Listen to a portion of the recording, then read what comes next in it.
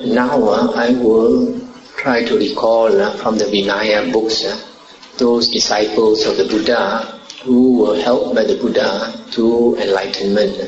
The persons the Buddha chose as his disciples. We find in the Vinaya books that the first disciples the Buddha went to were his 5 disciples, the 5 monks who were his disciples. And being his disciples, since he had attained jhana, he must have taught them to attain jhana. So when he went to them after his enlightenment, he did not ask them to meditate. He simply asked them to sit down and listen to him. So they sat down. The first sutta the Buddha discoursed to them was the Dhammacakkappavattana Sutta, the turning of the wheel discourse. Listening to this, the Anya Kondanya, the monk, understood and he attained stream entry. That's why he was called Anya Kondanya. Anya means knowledge, because he exclaimed, I know, I think. After that, the Buddha continued to discourse to these 5 monks. And over a period of days, the last sutta he spoke to them was the Anatta Lakkhana Sutta, basically about anatta, no self. And upon hearing this discourse, all 5 of them attained Arahanthood. He said, no, never ask them to meditate, just sit down and listen to him. So this is the Vipassana part. They had already cultivated the Samatha part. So the listening to this Dhamma was the Vipassana part that led them to enlightenment. Now after these 5 Arahants, the Buddha made this Yasa come to him. Yasa was the son of a very rich man in town, and he had 4 wives and many of slaves to entertain him. And every night these slaves would sing and dance for him, and he would watch until he grew tired and he fell asleep. Now when he fell asleep, the other slaves were so tired, they also fell asleep. So probably the Buddha made him wake up in the middle of the night. He woke up in the middle of the night, he saw these slaves sleeping in front of him.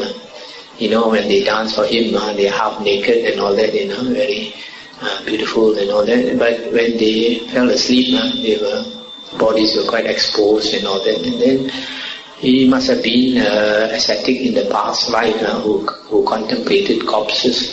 When he looked at these women half naked, he thought of corpses. So dukkha came to his mind. He kept muttering dukkha, dukkha. So he walked out of the room. He didn't want to see them. He walked out of the room, and something made him walk towards the gate of the city. At night the gates are locked. But when he came to the gates opened by themselves. So the Buddha must have used his psychic power. So he kept walking until he came to the forest where the Buddha was. So when he came to the Buddha, he was still muttering dukkha, dukkha. So the Buddha told him, Yasa, come and sit down here, there is no dukkha here. So when he heard that, he happily sat down beside the Buddha. Then the Buddha preached to him a discourse, a gradual discourse, ending with the explanation of the 4 Noble Truths. When he listened to this discourse the first time, he attained stream entry. So he was very happy, he stayed with the Buddha. The next morning, his father was looking for him, frantically looking for him, because he was the son of the richest man in town. He thought something happened to him, kidnapped or something. So he walked out all over looking for him, and walked out of the city gates, and then saw his sandals along the way. And then realized his son had walked this way. So he continued walking until he came to the Buddha. Yasa was sitting next to the Buddha, but the Buddha used his psychic power to shield him from the father. So the father could not see him. So the father asked the Buddha whether he had seen Yasa. So the Buddha said, sit down, in a while you will see Yasa. So when he heard that, he happily sat down. So the Buddha gave him the same gradual discourse, ending with the 4 Noble Truths. And he heard it, he also attained stream entry. And Yasa, hearing it the second time, became an Arahant.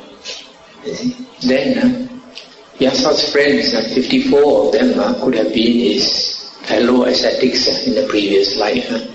They heard that Yasa had renounced, and they scratched their head.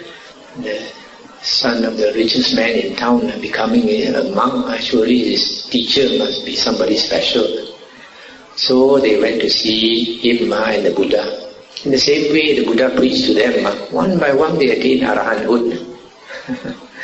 So 50, including Yasa, 55, plus the 5 monks, 60 arahants. So when the Buddha had 60 arahant disciples, he asked them to walk and spread the Dhamma. He said, don't 2 of you walk by the same road, go by different roads and teach Dhamma for the benefit, for the good, the happiness of the manifold.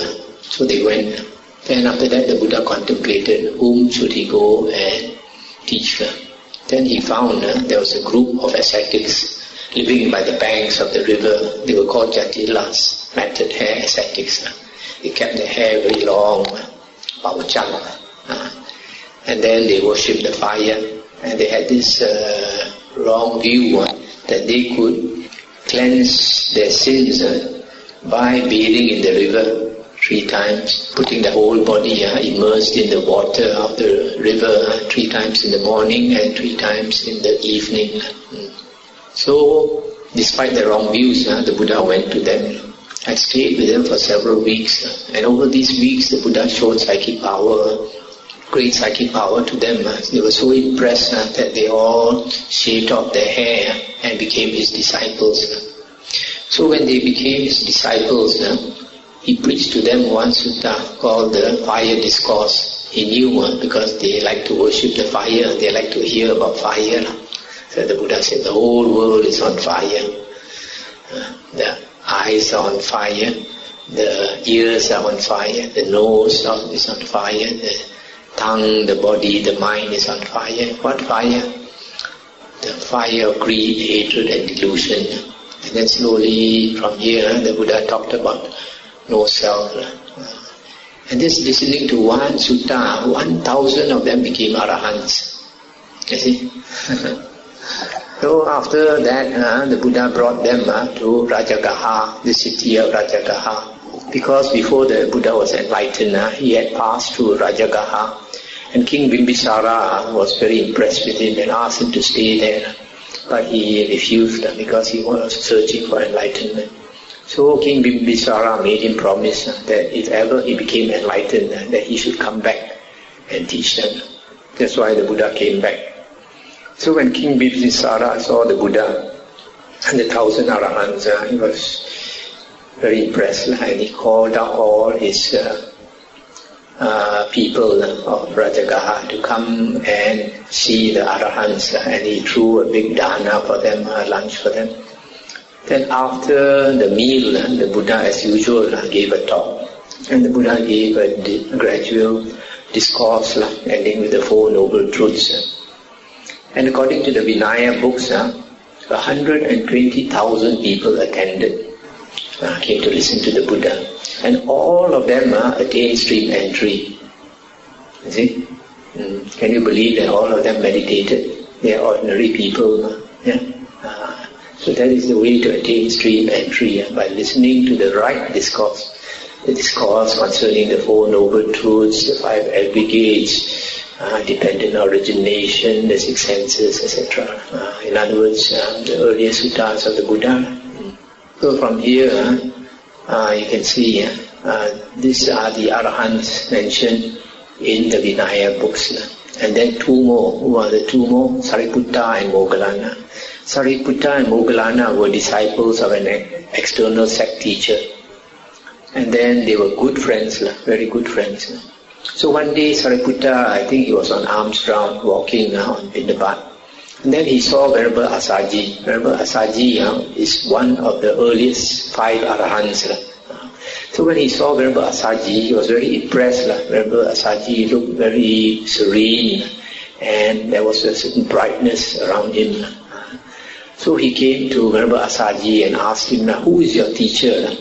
What Dhamma does he teach? Then Venerable Asaji, having heard very few discourses, he couldn't teach very much. So he told Sariputta, he said, I have just come into this Dhamma. I am newly ordained. I don't know much Dhamma. I can't tell you in detail. But if you want, I can give you the gist of it, very short. And Sariputta said, whether long or short doesn't matter. Please explain your teacher's Dhamma to me. Then he gave this famous discourse. The Chinese like to say, Chu Fa Yin Yen Sen, Chu Fa Yin Yen Mie, Wo Fo Ta Sa Men, something. So just listening to this, basically what it means is all Dhammas arise through conditions. And they all cease through conditions. That means everything in the world arises through conditions, and they all must cease when these conditions don't hold anymore. And just listening to these few words, he attained stream entry. And he was very happy that he found out where the Buddha was and all that, and he quickly went to tell Venerable Moggallana. And then he repeated what he heard to Venerable Moggallana. And Venerable Moggallana, upon hearing the same thing, also attained stream entry. So you see, like just now we heard that right view is attained through the utterance of another person. Somebody teaches you the Dhamma, and then you attain stream entry. So the two of them went to tell their external sect teacher that they are leaving, they're going to become the disciples of the Buddha. And this, of course, the external sect teacher was very unhappy. I think it's Sanjaya.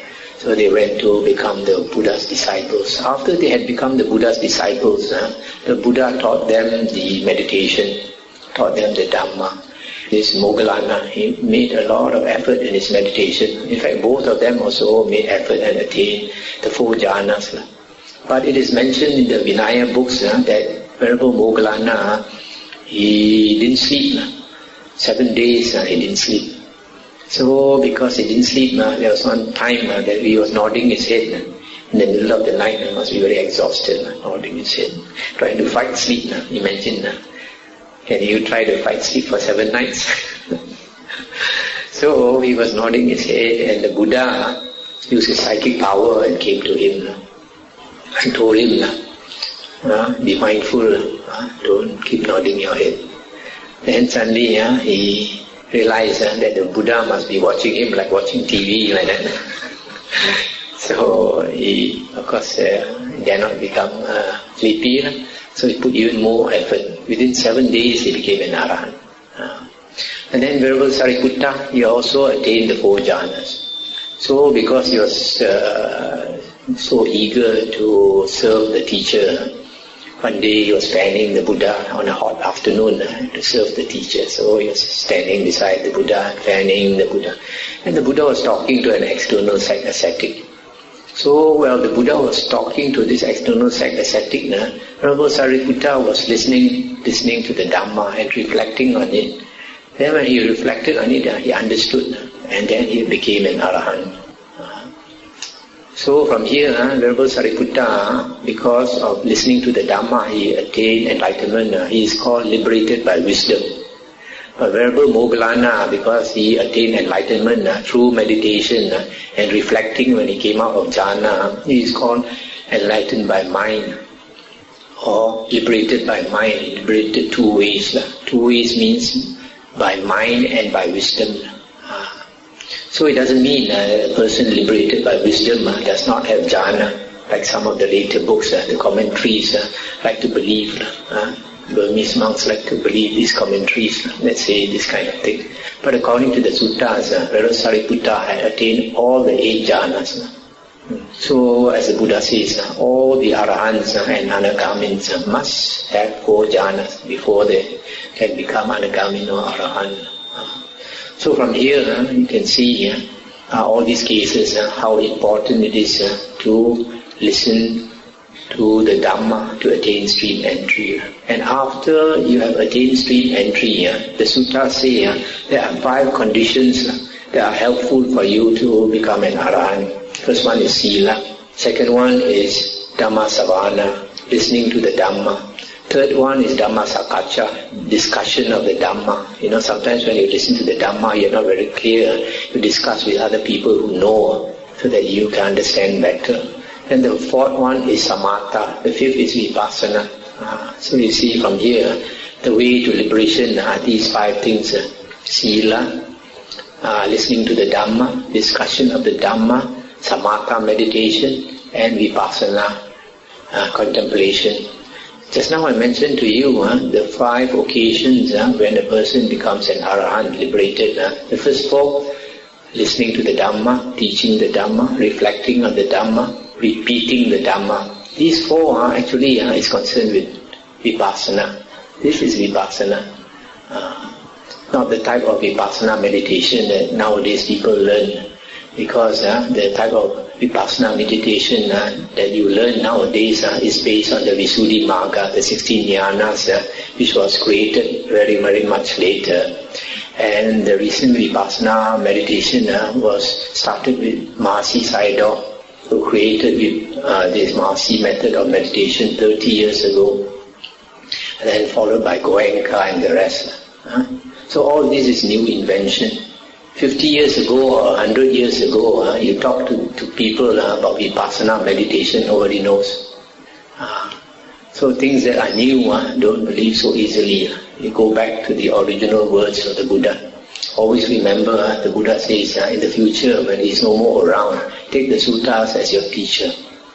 This is our best teacher.